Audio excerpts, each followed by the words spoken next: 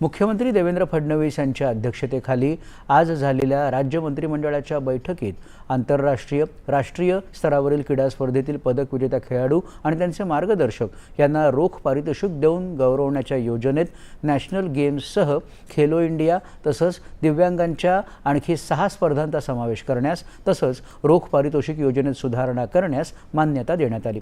यात आता केंद्र शासन आणि इतर क्रीडा प्रगत राज्यांच्या धर्तीवर रोख पारितोषिक देण्यात येणार आहे। राष्ट्रीय क्रीडा स्पर्धांसाठींच्या त्याचप्रमाणे यूथ ऑलिम्पिक आणि यूथ पॅरा ऑलिम्पिक स्पर्धेतील विजेत्यांच्या पारितोषिकांच्या रकमेत भरीव वाढ करण्यात आली आहे। टेनिस, बॅडमिंटन आणि हॉकी संदर्भातील स्पर्धांचाही यात समावेश करण्यात आला आहे। नागपूर इथं लता मंगेशकर विद्यापीठ तर अहिल्यानगर इथं डॉक्टर बाळासाहेब विखे पाटील विद्यापीठ अशा 2 खासगी आरोग्य विज्ञान विद्यापीठांच्या स्थापनेला मंत्रिमंडळ बैठकीत मंजुरी मिळाली।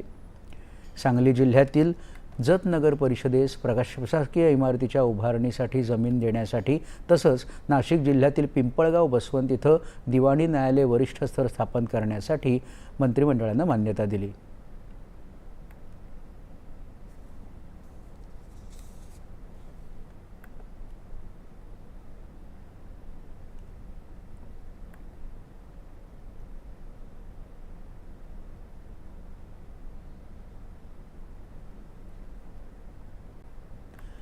रिक्षा चालकांना मराठी शिकवण्यावरून वाद निर्माण